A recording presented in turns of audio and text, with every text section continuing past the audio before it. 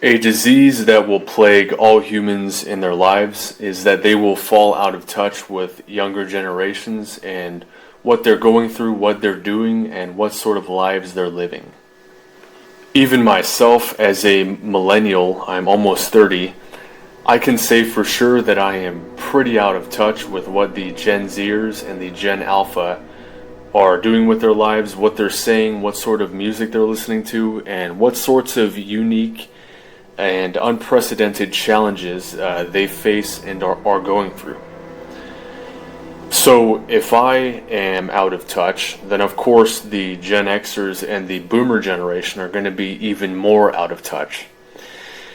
If you yourself feel like you are out of touch with Gen Z men, let me tell you right now that the world that they live in, the world that the Boomer generation has built for them, is absolute hell. Being a young person in today's world is absolute hell. The unique and unprecedented challenges that they have to face, the sheer void, the vast emptiness, the desert that they have to wander with no frontiers, no reason to pursue any greatness of any kind, no rewards to look forward to, is absolutely excruciating, and it is something that us older generations have completely fallen out of touch with.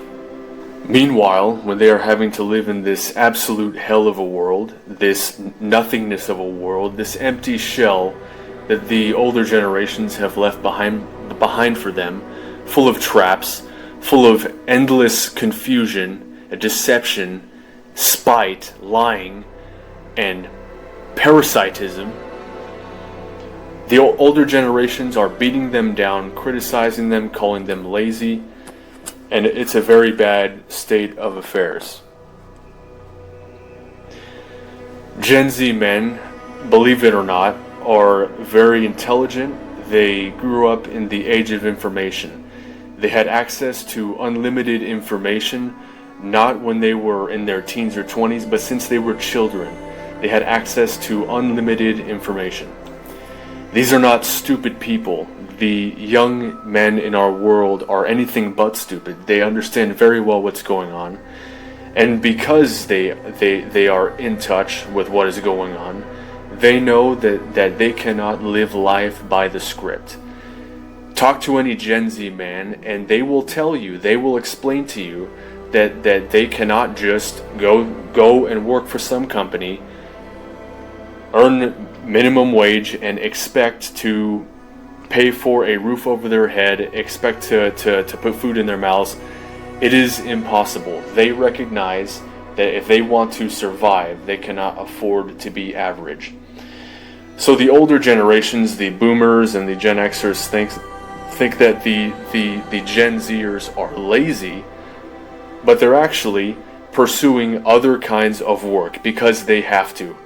Whether it be YouTube channels or all these sorts of new various ways that Gen Zers are finding to earn money. Not only is there no reason for Gen Z men to work, they have also had women taken away from them. Religion is an extremely effective structure, is an extremely effective system to hold together a coherent and successful society. To have a successful society, you need long-lasting, stable relationships and marriages, and you need strong family structure. Religion provided all of this. The Boomers and even the Gen Xers got to enjoy this. Marriage had sanctity to it. It was sacred. Divorce was not commonplace. Now, because women are divorcing like dogs bark, they whore around, they cheat constantly, there is no shame in cheating. Because of all these things, we are reverting to a hyper-primitive form of hypergamy. Hypergamy, if you don't know, is when all the women in a society, whether it be human beings or it be species of apes, All the women in a society will only go for the top 1 and 2% of the males. In a society that is held together by the highly effective structure of religion, marriage is sacred. So the top 1 and 2% of men would get married off, and then all the other women would simply have to settle for all the rest of the men. The top 5%, the top 10%, the top 20%. Most men got married and got to enjoy stable relationships, stable marriages, and actually had incentive, reason, purpose, drive, and a conceivable reward to pursue these things. You could say that pursuing marriage and a family, having kids, passing on your genetic lineage, teaching your young ones how to live the sort of life that you think is best for them, you could say that this is one of the greatest natural rewards in the human experience, and you could say it's one of the most compelling natural rewards. So the Gen Z men do not have work to pursue, they do not have a career to pursue, there are not women on the table, there is not forming a family on the table, there's not marriage, there's not any of these sort of things that younger generations got to enjoy and completely took for granted.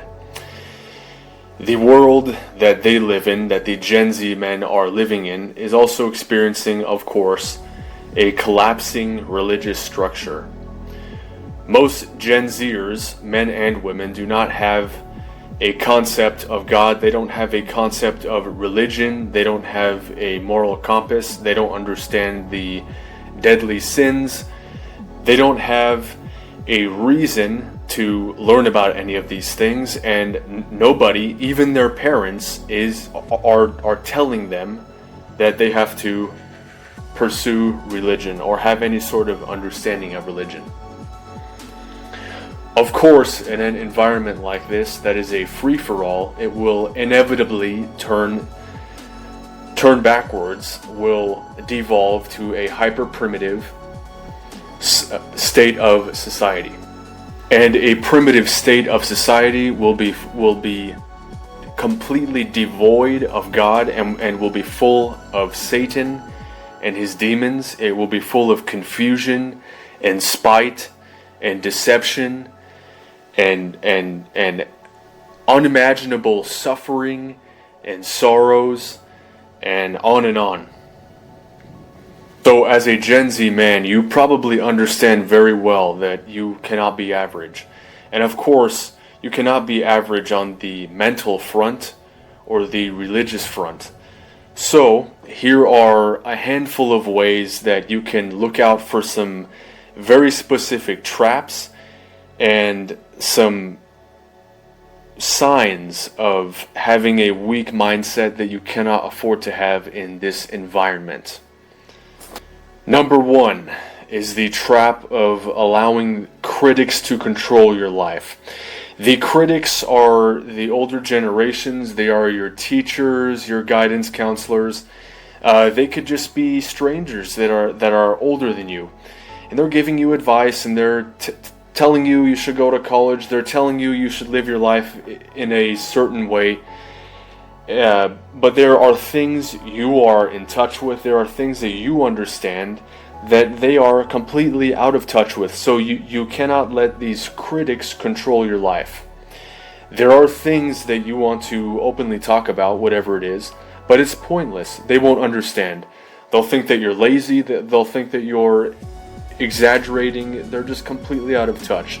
Don't waste your time trying to argue with a rock. It's hopeless. And do not be such a little coward in your mind or in your actions or your deeds that you let these strangers control what you want to do with your one life. Knock that off. Learn to fight. Learn to speak loudly and confidently. Work your ass off in the gym. Number 2 is becoming hopeless and despondent. With all of these things that I just described, it'd be very hard to see how and why the Gen Z men could not be hopeless. But if as a Gen Z man you do become hopeless, it is over for you. That doesn't present any kind of solutions. It's going to be a downward spiral for you. You're living in hell, so it's not going to do you any good to only complain. You cannot complain more than you work. See this as an equation. Never let the complaining be more than working. The working always has to be more than complaining. It's okay to complain as long as you're doing it in a discussion sort of way. You're discussing it with your other Gen Z friends. You're trying to find solutions. You're analyzing these things about society. You are recognizing them as the enemy in this war, and you want to strategize on how you can defeat this enemy. That's how you have to look at it. But of course, more than any of that, you need to work. The amount of work that you're going to put in intelligently, because you know you have to work intelligently. The amount of work has to absolutely trump the amount of complaining. Stop thinking about your bad luck. We all have bad luck. Stop thinking about your sad story, your unfair life. The world is so unfair, and it absolutely is unfair. But don't dwell on it. You have to kill that weak little demon in your head, because anytime that you become despondent and completely hopeless, that is demonic. You should always have hope in your mind. You should always be looking for solutions and have a survivor mentality. You should always have a fire inside you, because as Gen Z men, you're still young and you have that heroic impulse inside you, and you have to search for that. You have to extinguish the demon in your head. You have to dive in head first. You have to get your ass whooped in whatever pursuit this is. Maybe you're trying to start a business. You have to get back up. You have to try again. You have to get beat down again. Wipe your bloody nose. Get back up. Try again. Get beat down again. Fail miserably. Get back up again. So doing that will make you a impervious and very high character man, and that's what you need to be in today's world, because again, you can't afford to be average. You cannot survive. And sign number 3 is a very important one. This is a very common trap that a lot of Gen Z men are falling into, and that is that they don't have any controversial opinions, and they care a lot about other people's opinions. They're afraid of people's opinions, and they care about fitting in. You do not want to spend the rest of your life as a rank and file, normie conformie, blue pill sheep NPC like 90% of people. Cowards care about fitting in and catering to people's criticisms. The vast majority of people who you think are your friends and have your best interests in mind seek your destruction. They are not your friends. You have no reason to want to fit in with 90% of people.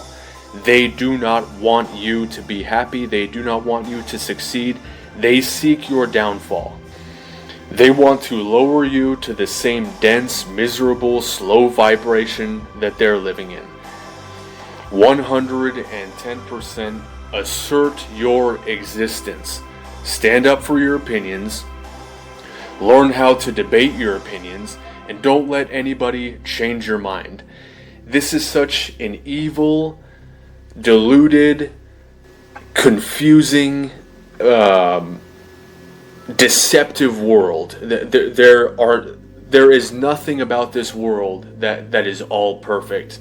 So to have no controversial opinions is almost impossible. We all have them. So you gotta stand up for them, and don't let people brainwash you into thinking the narrative.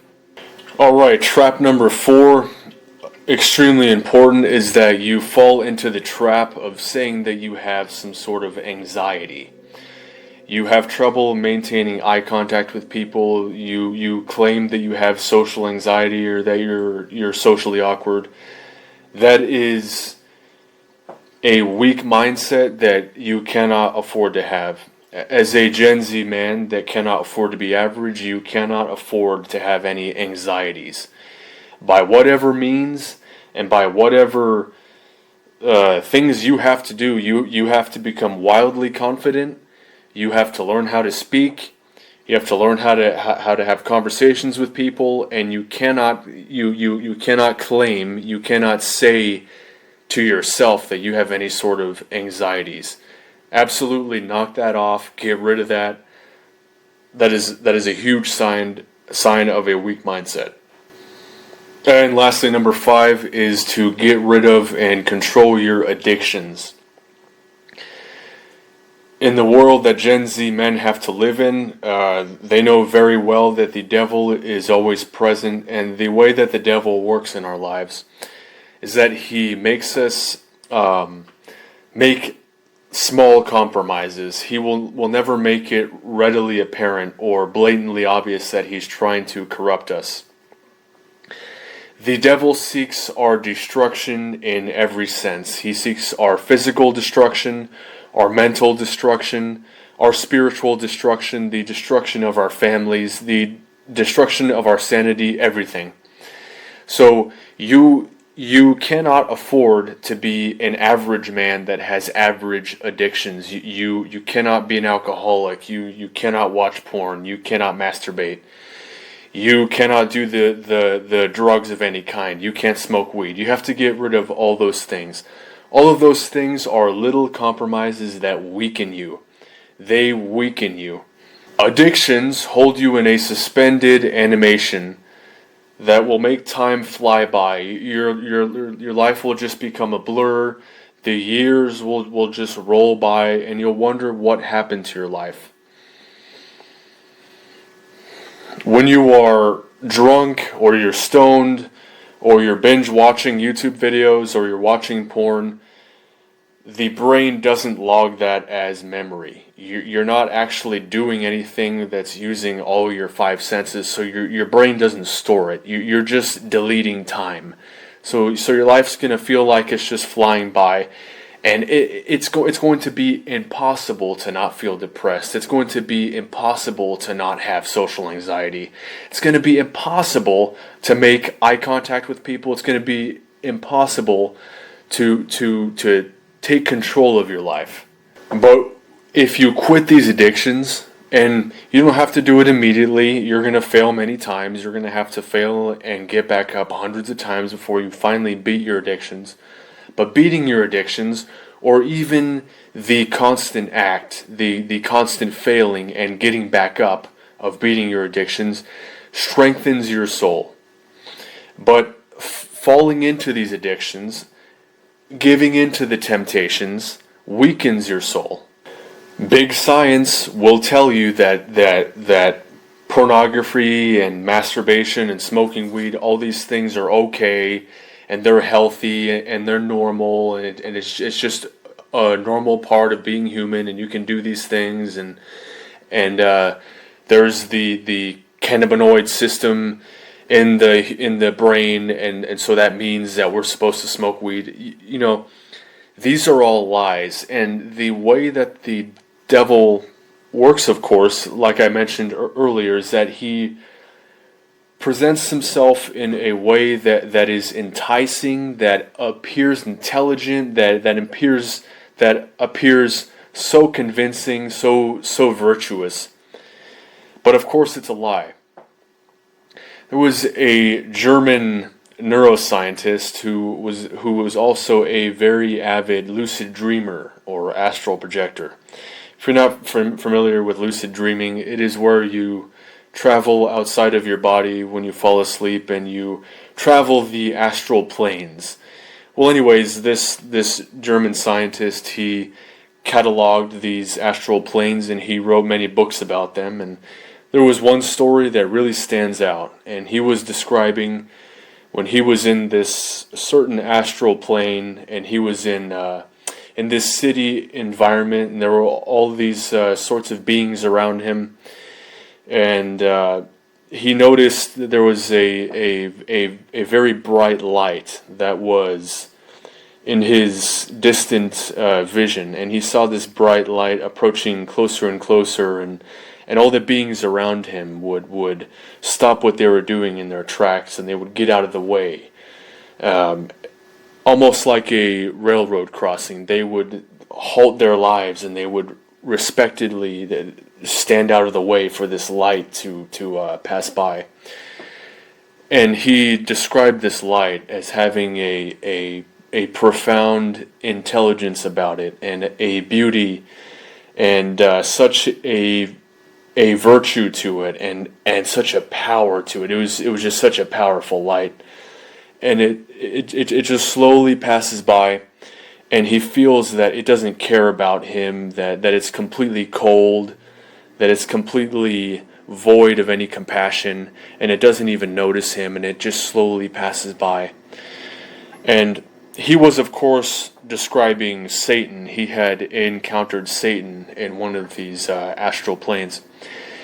And the way that Satan appeared to him is exactly how Satan will appear to us in our lives. It's how the Antichrist is going to present himself in our lives.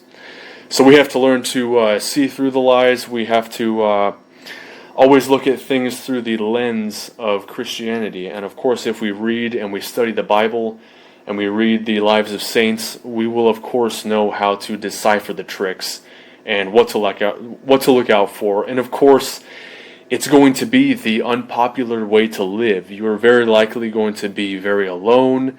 Everyone's going to disagree with you. People will always be attacking you. You'll get trampled on. But that is the holy path. That is the Christian path. So anybody who does not jive with this sort of mindset and is not on this same sort of path that you are on, avoid them and keep them out of your lives.